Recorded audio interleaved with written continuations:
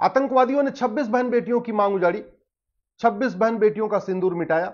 उसके बदले हमारी सेना ने लगभग 150 आतंकवादियों और पाकिस्तान के सैनिकों को मारा, पूरा बदला ले लिया। लेकिन जितने लोग आतंकवाद का शिकार होते हैं उससे ज्यादा तो भारत में एयर पोल्यूशन का शिकार हो जाते हैं। जी हां, जितने लोग हर साल आतंकवाद के कारण मरते हैं उससे ज्यादा एयर पोल्यूशन के कारण बीमार होकर मर जाते हैं। और एयर पोल्यूशन का मूल कारण है करप्शन और पॉपुलेशन एक्सप्लोजन। जितने लोग आतंकवाद का शिकार होते हैं हर साल उससे ज्यादा गंदा पानी पी के, वाटर पोल्यूशन के कारण बीमार होकर हर साल मर जाते हैं। आप हॉस्पिटल में जाके पूछ लीजिए कितने लोग एयर पोल्यूशन के कारण मरते हैं, कितने लोग वाटर पोल्यूशन के कारण मरते हैं। नहीं तो एक बार गूगल करके देखिए कि एयर पोल्यूशन के कारण कौन कौन सी बीमारी होती है, वाटर पोल्यूशन के कारण कौन कौन सी बीमारी होती है, फिर आपको पता चलेगा कैंसर जैसी घातक बीमारियां भी एयर पोल्यूशन, वाटर पोल्यूशन के कारण होती है और लोग मर रहे हैं।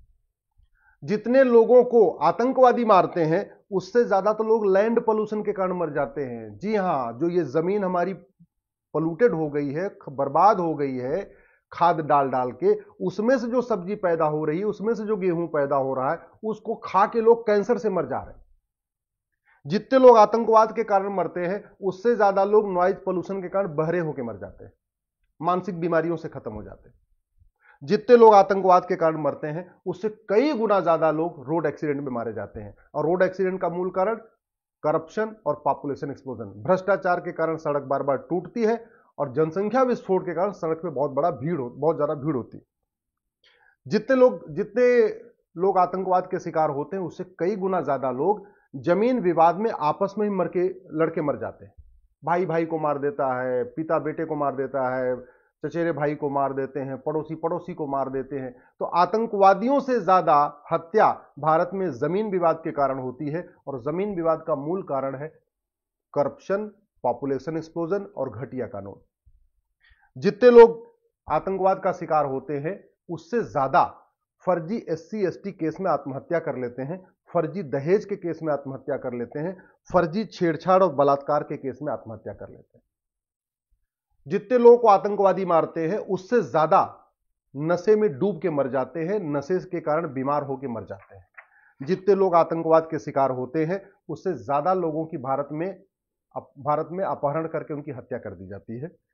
जितने लोग आतंकवाद का शिकार होते हैं उससे ज्यादा थाने के भ्रष्टाचार के कारण मर जाते हैं, उससे ज्यादा तहसील के भ्रष्टाचार के कारण आत्महत्या कर लेते हैं, उससे ज्यादा डिस्ट्रिक्ट कोर्ट में जो भ्रष्टाचार चल रहा है, जो जज पैसा ले रहे हैं, जो पेशकार पैसा ले रहे हैं, जो तहसीलदार पैसा ले रहा है, उससे परेशान होकर आत्महत्या कर लेते हैं।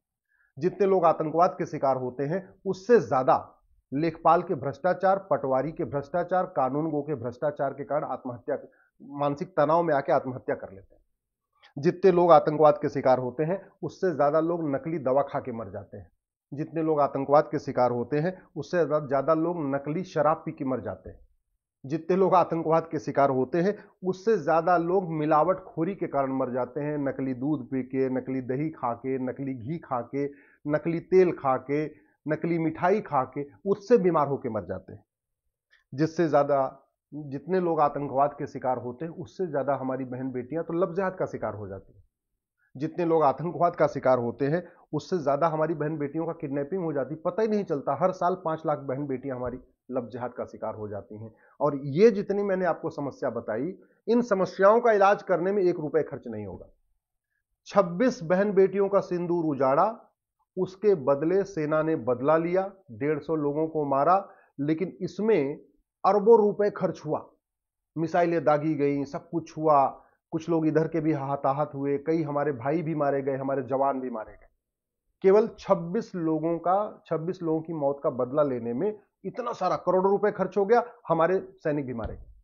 वहीं दूसरी तरफ बिना 1 पैसा खर्च किए, बिना किसी पे देश पे आक्रमण किए, बिना किसी सैनिक के बलिदान के ही हजारों लोगों की जान बचाई जा सकती है, जो घूसखोरी के कारण मर जाते हैं, कमीशनखोरी के कारण मर जाते हैं, दलाली के कारण मर जाते हैं, मिलावटखोरी के कारण मर जाते हैं, नकली दवा खा के मर जाते हैं, जो मैंने और ये तरीका बताया इसके कारण मर जाते हैं।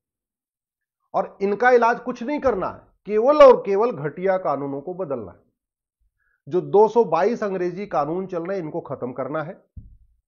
भारत में एक 1 नेशन 1 पिनल कोड बनाना है और मैं आपको बता दूं कि इनका इलाज हो कैसे सकता है, एक एग्जाम्पल के जरिए बताता हूं। आप याद करिए जब कोरोना चल रहा था, कोरोना में चोरी बंद थी, लूट बंद थी, झपटमारी बंद थी, चेन स्नेचिंग बंद थी, मोबाइल स्नेचिंग बंद थी।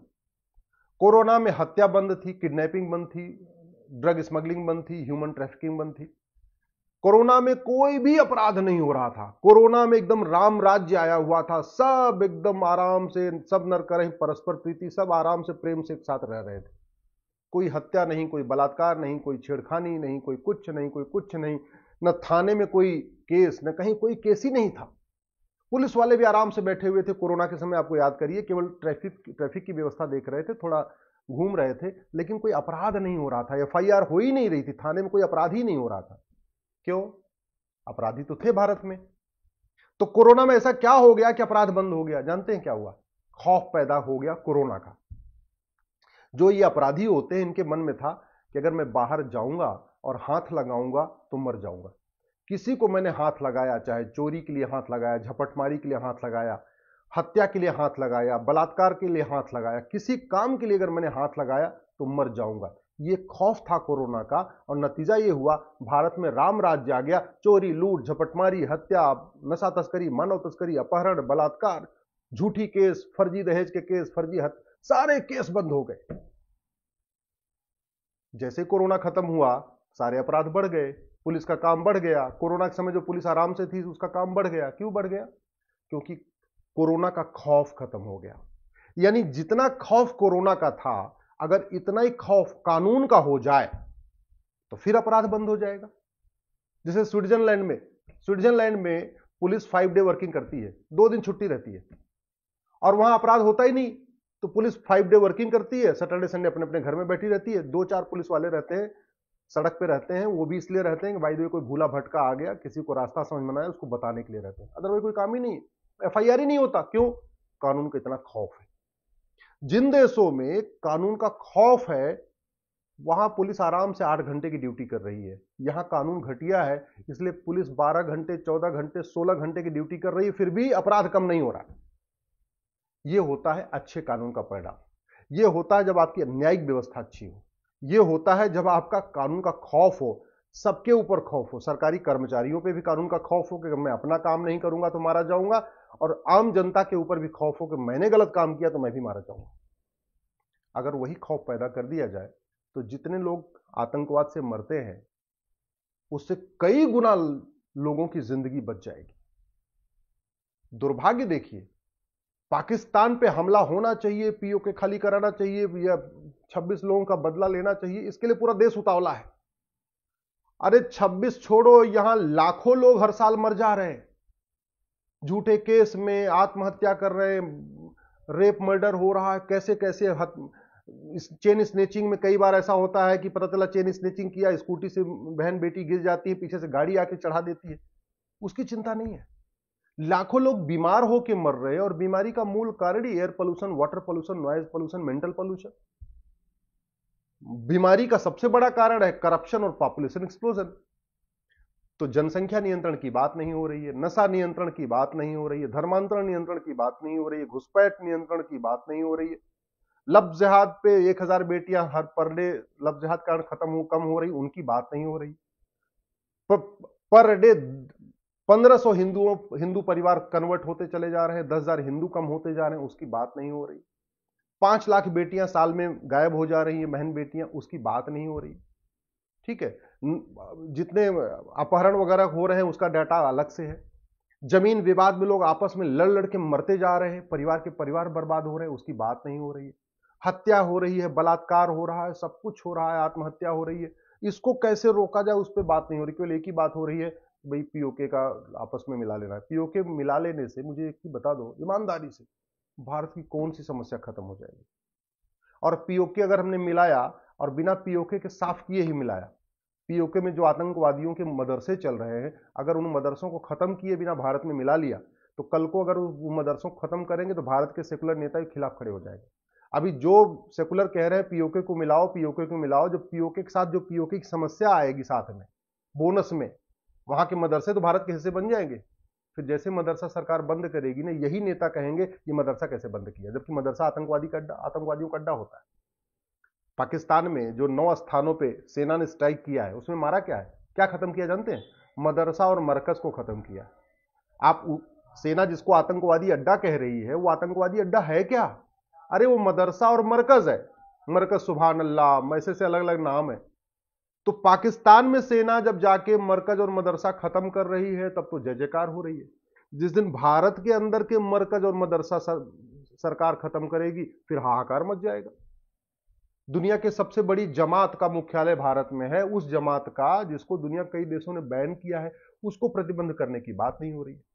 मैं आप लोगों से कह रहा हूं, थोड़ा बुद्धि विवेक का उपयोग करिए, अपना दिमाग लगाइए कि भारत पाकिस्तान पे हमला करने के बाद भारत की कौन सी समस्या ठीक हो जाएगी। आतंकवादियों को अड्डा खत्म करने से आतंकवाद खत्म नहीं होता। 9 मरकज 9 मदरसा खत्म हुआ है ना, 18 फिर बन जाएगा। और पैसा कहां से आएंगे जानते हैं?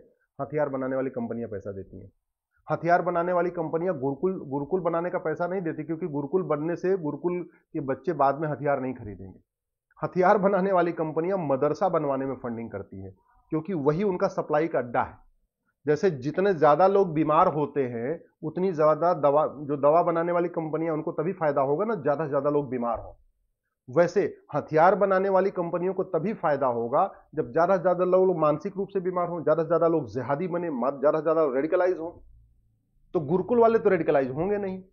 रेडिकलाइज कौन होते हैं? मदरसा वाले। इसलिए हथियार बनाने वाली कंपनियां चाहती हैं पूरी दुनिया में मदरसा बने, ज्यादा से ज्यादा मदरसा बने, ज्यादा से ज्यादा रेडिकलाइजेशन हो, क्योंकि जितना ज्यादा रेडिकलाइजेशन होगा उतना हथियार खरीदा जाएगा, जितना ज्यादा युद्ध होगा उतना हथियार खरीदा जाएगा। तो हथियार बनाने वाली कंपनियां इनको फंडिंग करती जा रही, बनवाते जा रहे हैं, मदरसे बनवाते जा रहे हैं, मरकज बनवाते चले जा रहे हैं। इसलिए आप समस्या के मूल कारण को समझिए, अपने सांसद विधायक से मिलिए और उनसे कहिए कि जितने लोग आतंकवाद के शिकार होते हैं, उससे कई गुना ज्यादा घटिया कानून के कारण भारत में मर रहे हैं। तो कम से कम कानून बदलें। कानून बदलने की कोई लागत नहीं होती है, कानून फ्री में बदला जा सकता है। हमारे जैसे लोग, बहुत सारे लोग बैठे हैं जो कानून का अच्छा ड्राफ्ट बना के देने के लिए तैयार हैं, फ्री में देने के लिए तैयार हैं। तो कानून बदलवाएं, बाकी सेना को जो काम करना सेना करती रहेगी।